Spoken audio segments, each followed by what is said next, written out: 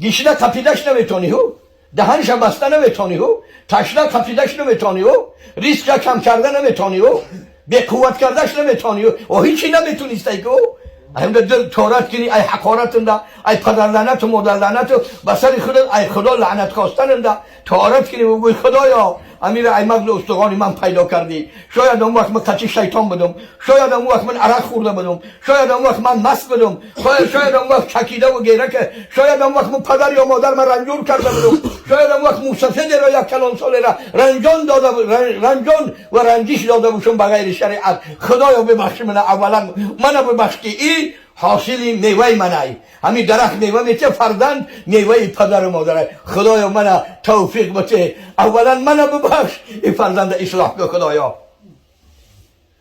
خداوند 100 آیت قرآن گفته است ادعونی استجب لکم، 100 آیت قرآن دعا آمده است، 40 ربنا آمده است که دعا کنه. ربنا یا معناش که بنابر لفظ جمع آوردن که همه مخلوقات و موجودات تو پروردگارش هستی. که در کلمه ربنا کسی اگر ربنا بگه دعا کنه، اکثریت علمای دانشمند گفتن اهل طریقت به شریعت که دعای او اجابت های.